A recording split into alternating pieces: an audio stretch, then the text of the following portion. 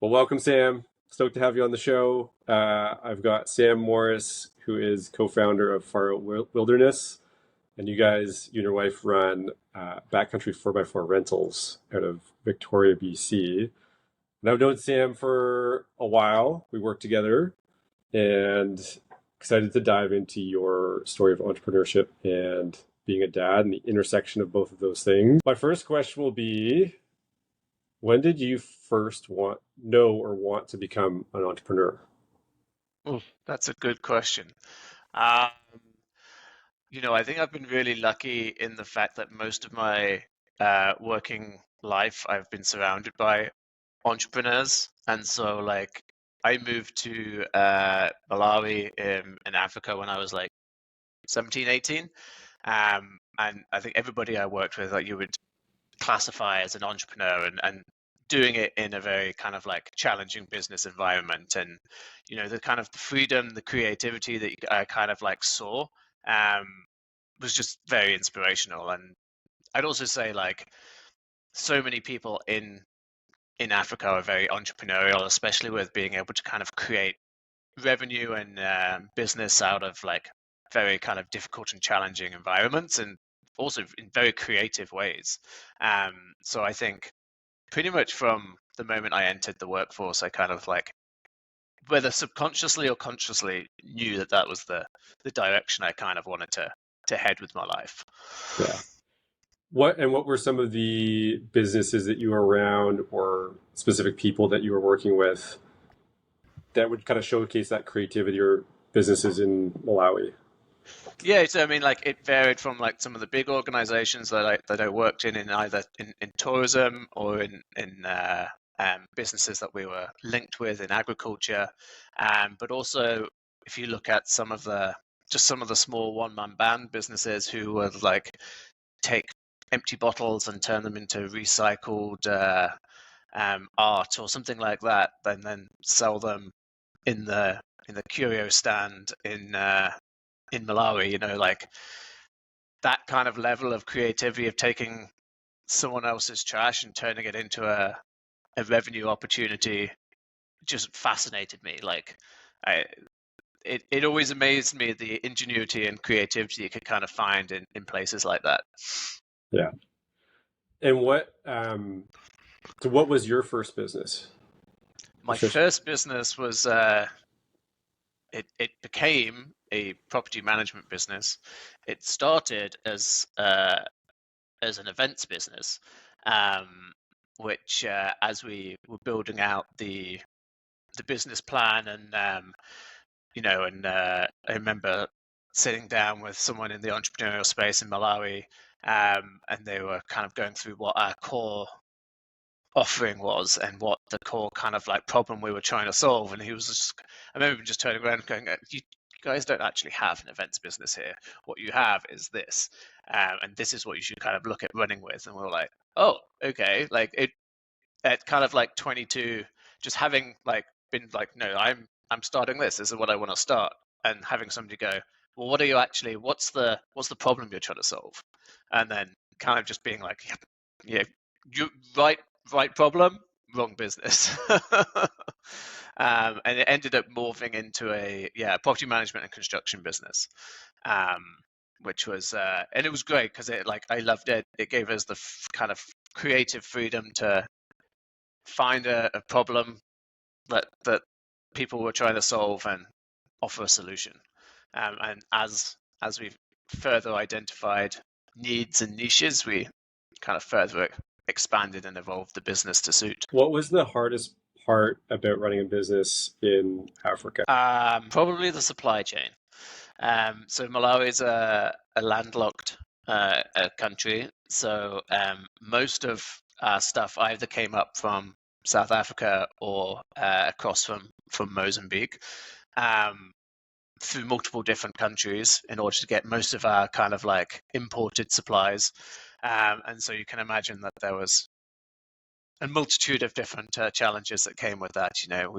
We did business through a fuel crisis. We did it through a power shortage. Like, it throws a lot of different challenges at you that you don't you take for granted here.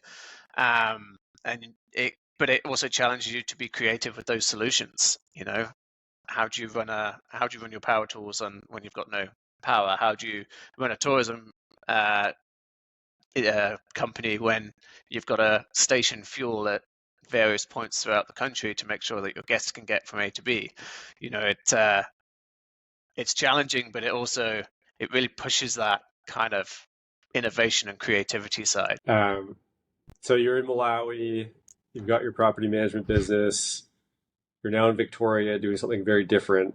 Yeah. Take us through that jumper journey. And I think, this is where, being a dad kind of came into it is, we decided that we wanted to start a family and we wanted to kind of make a bit of a change in our life. And so we decided that we were gonna move. And we'd visited friends in Canada a couple of years before, and they lived in Squamish, and they took us mountain biking and rock climbing and hiking, and we were like, oh wow, this place exists, like this is like paradise. But it was kind of like a pipe dream at that point. And then when we actually were like, okay, I think it's time. We've been here 10 11 years. It's time to kind of make a change. You know, let's relook at that moving to Canada.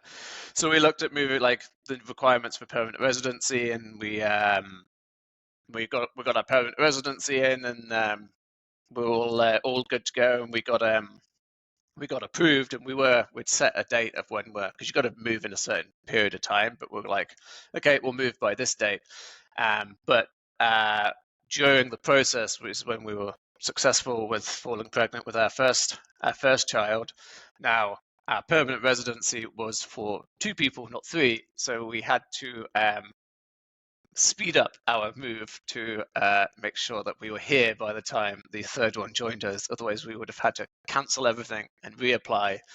Whereas she was lucky enough to be Canadian, so that's how and we were also really lucky that we managed to package up our business in Malawi and sell it prior to moving here, which was an eye-opening process in itself, but did also allow us to kind of like raise some of the capital that we then invested back into starting our other business, which was the Fyfe Wilderness. So, in the span of how long you found out you're pregnant, you're moving to Canada, we're selling your business, like what kind of time frame was that all happening in? Yeah, I think like we got approved, like we knew, fell pregnant kind of like beginning of the year, I think. Or like we found out we were pregnant beginning of the year. And then we were approved in April or May. We landed in mid-June. So it was quite a quick turnaround. Phoebe joined us at the end of July. And what was that like for you as a dad? You're in a new country, you're a first-time dad. What was the hardest part for you? I don't think I've ever been so far out of my depth in those first 6 months of landing in Canada, because like we moved to Vancouver, which is a great city, but when you've lived in somewhere like that's a lot less developed, it was an incredible culture shock. Like just the busyness, the closeness of everything, just adapting to the Canadian workforce, whilst then also trying to figure out how to raise this child that we've just had. So I think it was for both of us really hard, because we didn't have a community either, and I think that's one thing we had taken for granted in Malawi, and have done a lot to build up since moving here. But not having a community to help you just with everything, it was very insular and very lonely for those first few months as we were sort of figuring out our life in Canada. Yeah. And at what point did Far Out Wilderness come into being? The Far Out Wilderness was an idea before we landed in Canada. In fact, I think we even had the logo and branding all done up before we'd even sold our previous business. we came out the year before, like in the winter and stuff, to just to make sure that we liked Canada in the winter. Would come out in the summer before. And I remember Abby just saying to me, it was like kind of weird. Like we used to work for a company very similar to what we've kind of designed Far Out Wilderness around, but like you could pick up an overland vehicle rental in Malawi and drop it in Botswana, and they had these little bases all over Southern Africa.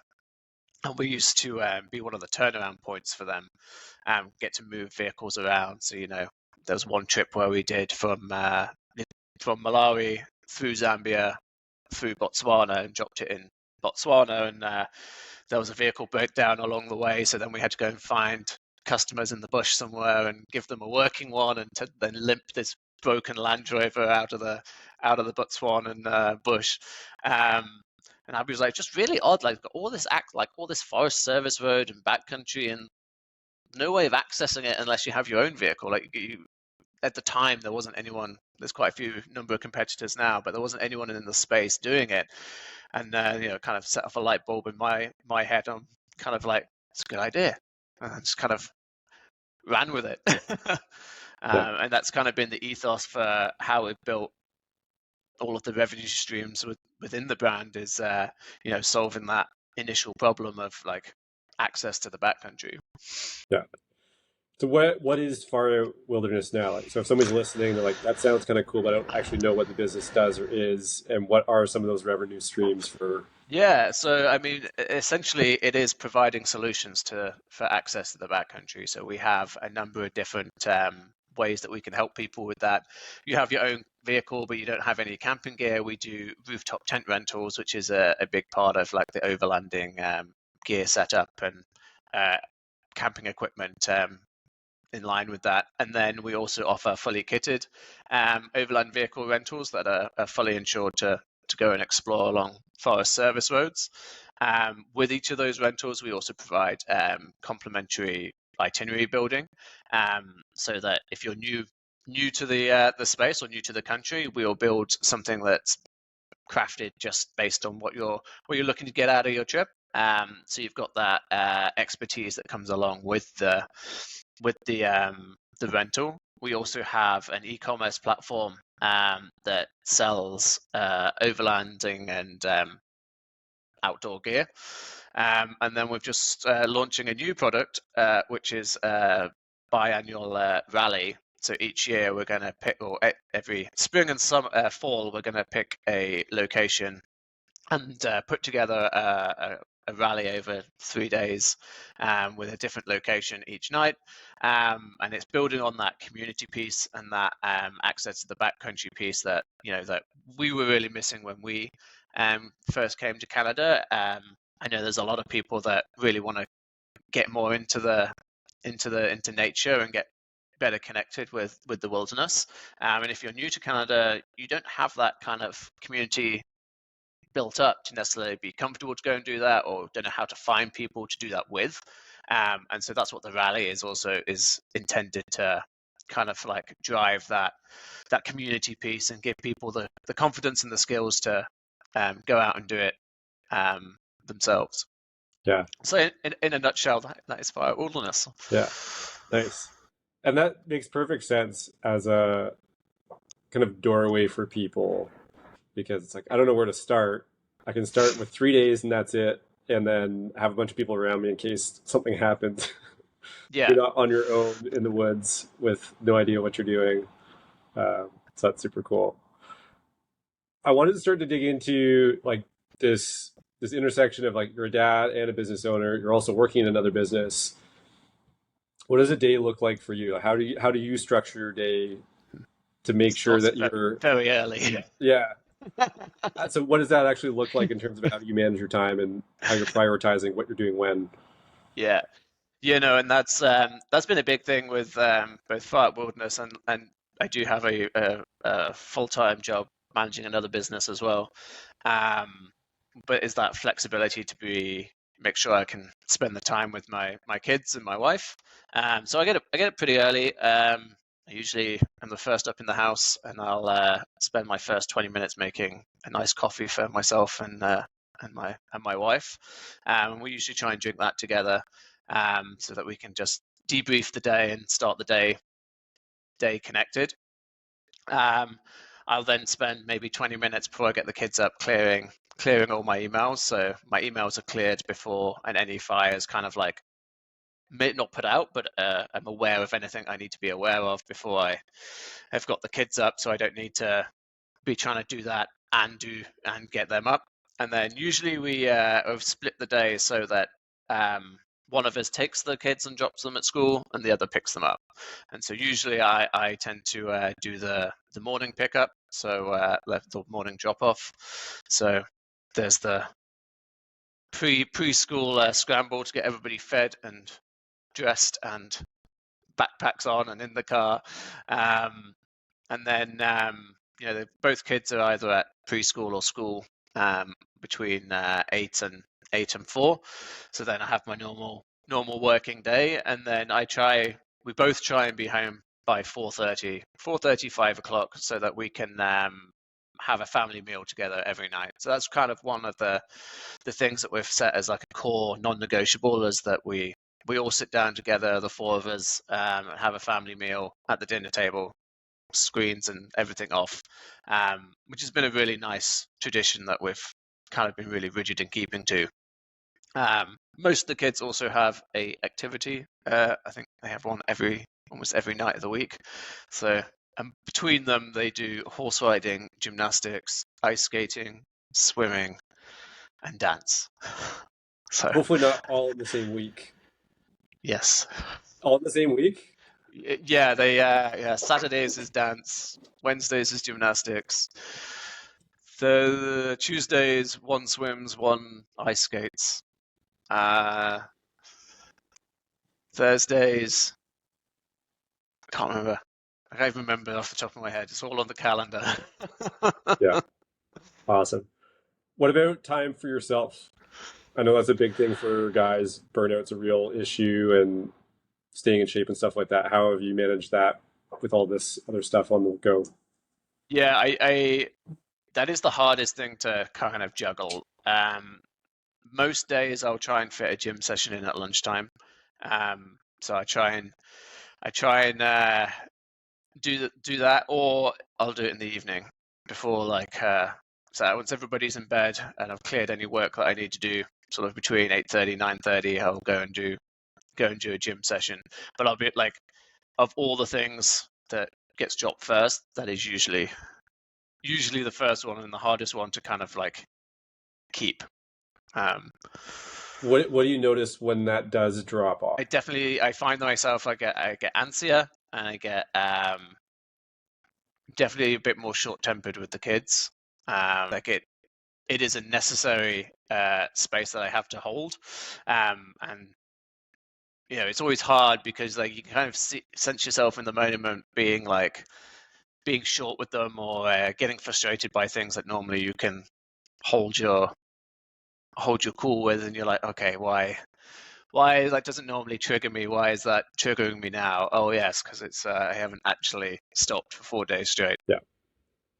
Uh, Curious around, I mean, you may have kind of answered this, but what's a decision that you've made from a business point of view that's had a really big positive impact on family? I mean, just Fire Wilderness as a whole, because we go out quite a lot with the trucks, and both of the kids were camping from a few months onwards. I think Zara was 6 months and Phoebe was maybe 7 months for the first camping trip she did. And they both have this amazing connection with nature and this ability to not need, we can go for a week and they don't need screens or anything. They're just happy to engage with the environment that's around them. So like the reason that we set Fire Wilderness up was to help give access to nature for other people, has also helped like our kids grow up in that environment. So probably not the answer you're looking for, but The business itself is the thing. yeah, Yeah. like and they are a big driver of the way that we like the values that we've kind of implemented in the business as well. Like it's no surprise that the biggest kind of customer base that we have is other families, because we can speak so authentically to camping in the wilderness with kids because we've done it. And what's the hardest part for most people? Or Uh, what's been the hardest part for you guys?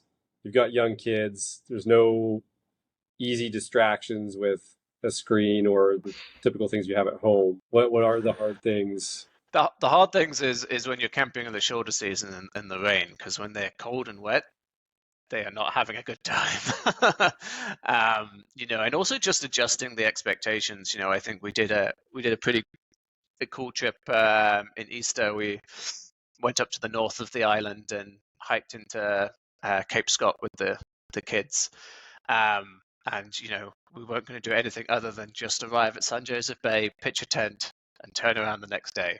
I think at the beginning of our parental journey, we would have had grand expectations of being able to do what we normally would be able to do without kids. But setting the expectations of what is a win is this trip going to look like, and it was, I want to experience camping on a beach with my kids and having hiked in with them. And it doesn't matter whether that hike was 2 kilometers or 20 kilometers, just giving them that opportunity. And so I think kind of realigning what is possible and how can you make it a positive experience for them and you, like, because that at the end of the day, if they have a positive experience, they're going to want to do it again. um, so I think that was one of the biggest challenges, is trying to not structure your trip around your needs, but kind of incorporating everyone's needs into it, but not shying away from pushing the boundaries. Going into a bit of discomfort. Yeah. How I'm curious about what you want for your kids as it relates to entrepreneurship. So You you're know, entrepreneurial, your wife is. What does that look like in terms of what experience or values or perspectives you want to give your kids about it? yeah, like this is a tough one as well, because what I love about entrepreneurship is the freedom it gives you to kind of be yourself and be authentic to who you are and build something that is true to your values. And that is kind of what I want to pass on to them, is like, the world, you're like, you can dream it and create it. Like the boundaries are limitless. Um, but I also know from my own side is that can be a bit of a blessing and a curse, because like when there's no boundaries, you just push and you keep pushing and you keep pushing, and like you sometimes forget to uh, celebrate the wins, or take time for yourself, because you're pushing hard to try and achieve this goal that you've set out for yourself. So I'd love to be able to pass on the virtues of entrepreneurship, but also teach, with great power comes great responsibility. Teach how to limit themselves, and also to how to, I think, enjoy the journey. And what's worked for you to be able to enjoy the journey? Because that's something I hear time and time again, is guilt for not working or being hard on themselves and not being where they want to be, and always just being like their heads in the future and not actually in the present. I think my wife's really good at this, and really good at reminding us both about this. It's usually in the evening, and she'll sit down, she'll put her hand on my arm and be like, I know things are going great at the business right now, but I'll tell you one thing we are doing well at. And she just point at the kids and be like, as long as they're healthy and they're happy and we're here, that's all that matters. And you kind of help center you a little bit, like bring you back to the moment, and it's like, this is the youngest they're ever going to be. Let's just enjoy this moment. Um, I find it really hard. I think, especially, I'm sure most entrepreneur dads can relate to this, but like usually if you're an entrepreneur, you're also kind of like highly driven. And so celebrating the wins is not always your strong suit. And it's something that I it's a cadence that I have to practice with myself on a daily basis of like, what was the win for today? I think it's like with anything, if you put the reps in, it kind of becomes um, it becomes more natural. But like, it has been the difficult part for sure. Yeah, it is a practice. It's so a couple things that I've picked up on. There's a book called The Gain in the Gap or The Gap in the Gain. And the idea is we always tend to measure where we are to where we want to be. And that's great. That drives a lot of motivation, but it usually puts people in a negative headspace because they're not there yet. Mm, And highly successful people that are more present and happy with the journey will measure where they are from where they started. And it's looking at how far have I come? Look at what's happened. And I think something that a lot of people miss is this other aspect to the win. And there's the recognition and awareness that there has been a win, but actually giving yourself a little dopamine hit that you actually celebrate it. mm, And that's a big part of behavioral change and behavioral design is that's why Instagram's so addicting and all these things are so addicting. You get a little dopamine hit when somebody likes your thing. You get this little like hit. So yeah. how do you actually practice that for yourself to reinforce the things that you want to be celebrating and Which the book? Which book wins? is that? I'm gonna have to add that to my next. Tiny habits. Tiny habits. So it's about Okay. habit building, but it takes it Yeah. a bit further in terms of how do you, I hate the word hack, but like hack your own system. Mm. And there's a great example he gives, which is picture yourself, you're in your office right now, right? Yeah. Is there a waste paper basket on the corner somewhere? There is. Yeah. Okay, so let's say it was across the room. Yeah. If you were to roll up a piece of paper and like 3-pointer across the room, big, huge arc, and just like perfect swish, what would your natural reaction be? Yes. Yeah. But like, so every time you do a thing that moves you forward in your business, it's like, yes, you actually give yourself that little dopamine hit and it actually starts to rewire things in your brain more. So you're more likely to do it and you feel that win and that success. So it feels good when you do it. So you want to do more of it rather than beating yourself up that you're not where you want it to be, Yeah. like that bigger picture. Um, so I think there's so much to it, and that's why I spend so much time with clients on like what's been a win because it's so easy to look for what's not working and not to get complacent, but I think there's a lot of room for A-type driven individuals to see what's working because you're just a lot happier and nicer to be around when you can focus in a like from a different standpoint on it. Yeah. No, So that's so true. I'm gonna have to look that book up. it's a good That one. sounds like a good one. Yeah. Both of those are pretty good. The gap, gain in the gap, and tiny habits. So it's The something I first refer. one was Gain and the Gap. Yeah, gap in the gain. The first one, like the writing is like pretty good. Um, tiny habits, like there's some really good principles in there in terms of designing behavior change for yourself. But I think it's also super applicable for kids and Mm. for business if you're working with customers and clients. How do you build in principles that makes your product more sticky? How do you build in principles that people actually get the results that they want to get? So the guy that wrote it works a lot with, or I think he in the past, he worked and consulted with Weight Watchers. How do we get people to help them lose weight more in a better, faster way? And so lots of like cool, interesting stuff. He was the head of the behavioral design lab at Stanford for a long time. Yeah. I can riff on that. I can talk about this stuff for days, obviously. What I'd love to hear a time where things were not going well, like where things were a big struggle for you, whether it was at home or in the business, and like if you were to package up that learning, what was that thing that you took away from it? Like to choose just one would be difficult. I think COVID is like a perfect example. I think of where we'd sunk all this money into a new business. We're still fairly, by the time COVID hit, we're only a year and a half into being in Canada. Um, and yeah, it looked pretty bleak. Like we had, first as it hit, we had like that first clients go, oh, we can't we can't come, like refund, and we're like, oh, okay, yeah, here's, and then it just like one by one over the course of a week or two, just like pretty much every single booking that we had just like went. And so to lose pretty much like all of your pipeline, and we were holding all of that money as well, that was kind of like we'd been paid deposits, and as a new business, you're always playing the cash flow game.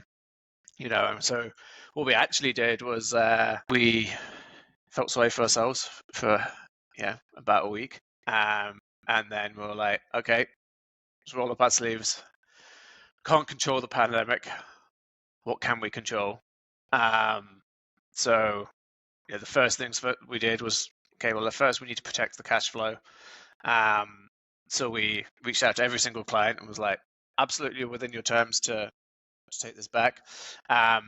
However, here's an offer for you. If you're able to defer your booking until we'll hold it unlimited until the world opens up again.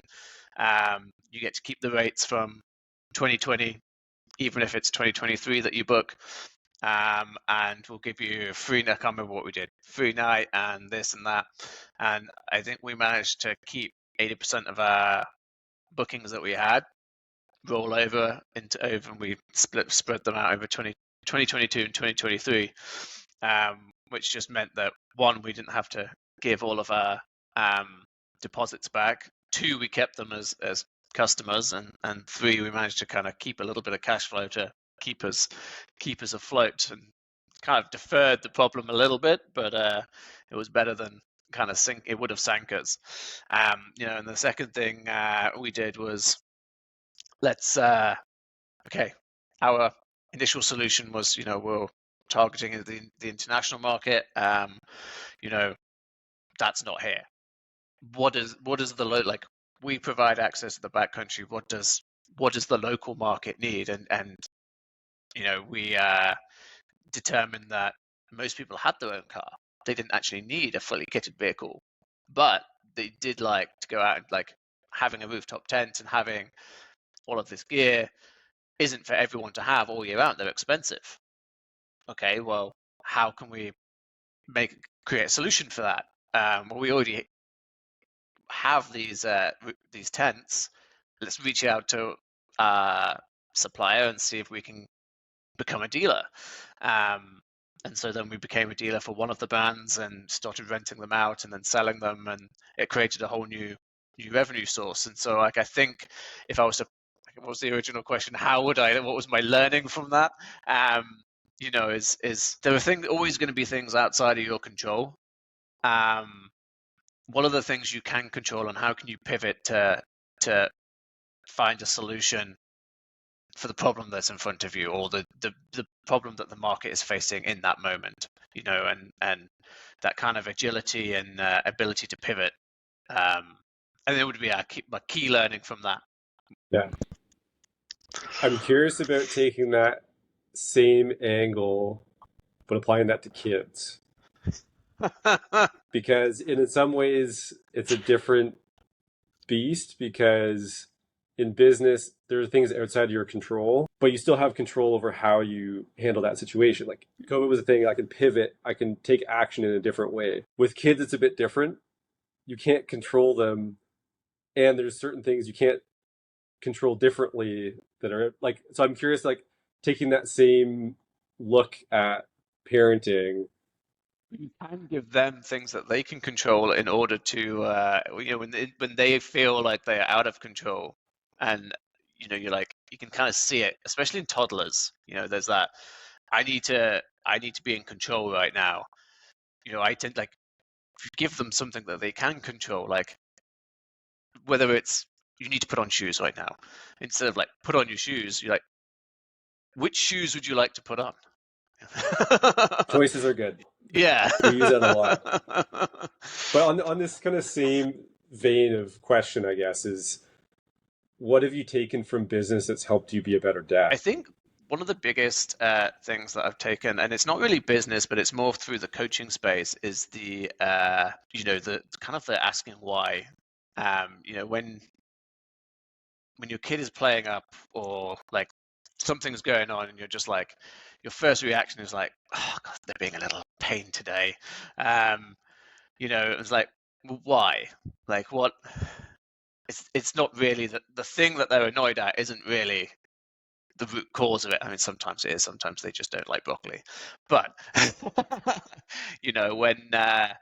when my eldest comes home and she's like uncharacteristically just being difficult and pushing back on everything, it's like, okay, why? Like what?